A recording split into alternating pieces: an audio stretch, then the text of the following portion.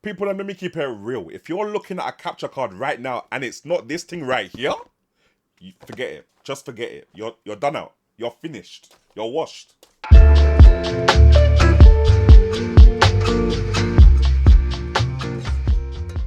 Yo, what's going on, people? It's man like Jamo. Obviously, we're out here with the AVerMedia Live Gamer 2.1 capture card ting. Big shout out to the guys at AVerMedia for sending this down for me to have a little play with, see what I want, and most importantly, let you guys know if it's worth your money. Now, I want to get straight into things with the specs, fam, because if you put this thing alongside the other capture cards that you can buy right now from other reputable companies, none of those other capture cards come close to the specs that we're dealing with here. Now, first up, the clear selling point of this thing is that it's HDMI 2.1. So the fact that this comes with HDMI 2.1 compatibility means that you can see up to 4K 144 Hz of gameplay whilst your audience are seeing a calm casual 4K 60. On top of that, yeah, we've also got variable refresh rate, like in a capture card. How? What? Alright, so let me get this unboxed quickly so I can show you guys what's going on inside. Very simple, to be honest. You got a couple little diagram here to show you what's what and how you plug what into what. This is the unit itself, fam. They're small, as you can see. In fact, it even reminded me of the latest Elgato HD60X. A bit bigger than the HD60X, as you can see, but around the same size and kind of around the same weight, although it is heavier than the HD60X. The HD60X is in no doubt more portable than this, but they also do both feel really lightweight, fam. It's only because I'm holding them both at the same time, I can tell that one is lighter than the other. Anyway, also inside the box, you get little HDMI cable, USB-C to USB-C cable. This is a USB 3.2 Gen 2 cable, so we're up to 10 gigabit per second transfer speeds, and you got a little 3.5mm to 3.5mm, and that's for your chat audio from your controller or headset. You also get some literature, but bad man don't read that. Now, I don't think I mentioned this, but the HDMI 2.1 pass-through also supports HDR and all the frame rates and resolutions underneath 4K. So let's say 4K 144 Hz, HDR is the maximum that you can pass through on this thing. You can also go down to 2K 144 Hz HDR, or if you go down to 1080p, you can get up to 240 Hz pass through, also with HDR, fam.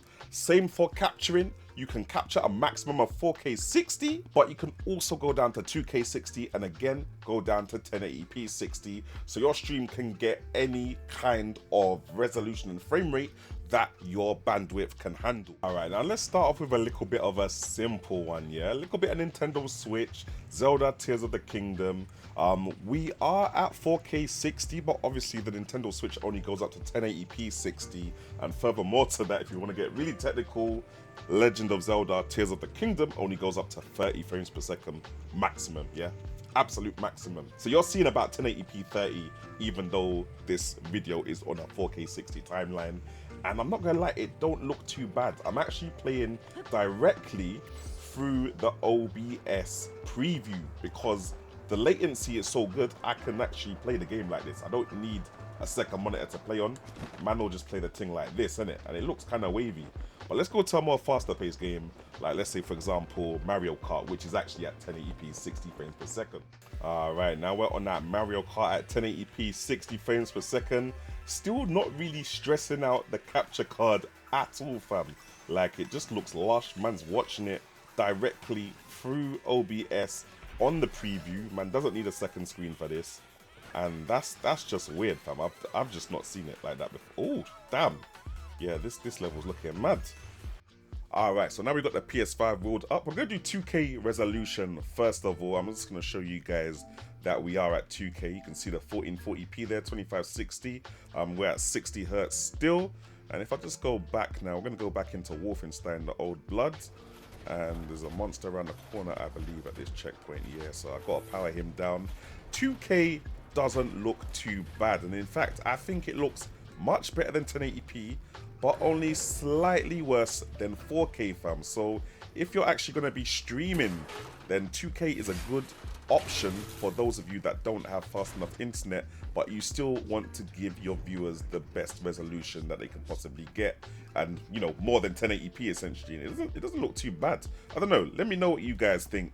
Wolfenstein isn't the best looking game, but it doesn't look too bad at 2K resolution, 60 frames per second.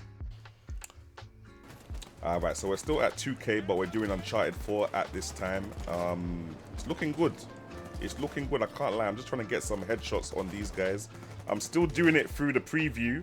So it looks like the preview, even though it's going through the capture card, is enough for me to get the odd headshot on these man them ear, innit? Man still giving headshots, fam. And then obviously man can just start driving away now. Yeah. Can't lie, not mad at the performance of this capture card. Let's go 4K though right now. Now I thought for the 4K test, we would jump on some Borderlands 3, because Borderlands 3 is one of the very few games on PS5 that can actually hit 4K 120 Hertz, innit? Now, obviously, you're on a 4K 60 timeline, as I've mentioned before, so you're only going to be seeing 4K 60, but what I can see is 4K 120. And even if I point the camera at the screen, you're still going to see 4K 60.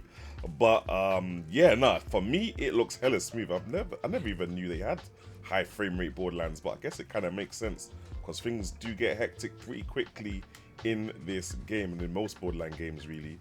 So yeah, nah man, it looks really nice. Let me know what you guys think it looks like in the comments section below. But everything is proper smooth, cuz proper smooth. Honestly guys, with the amount that they packed into this capture card, it's just got me thinking, what's next? Like what is actually next? Like, you got 4K 144 Hertz pass through, you got 4K 60 capture and recording and streaming to Twitch and YouTube, and Twitch don't even handle 4K 60. Do you get it? So now what? Now that they've made the best capture card, what's next? The only way that you can beat this now is if you've made like an 8K capture card.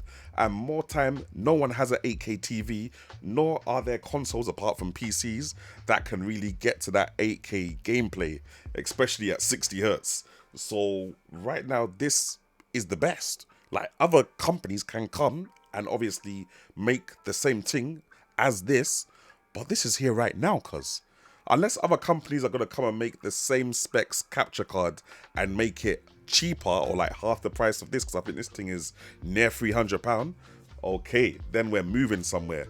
But right now, it can't get any better. Like, AVerMedia have completed the mission on capture cards, as far as I'm aware, and that's all I got to say.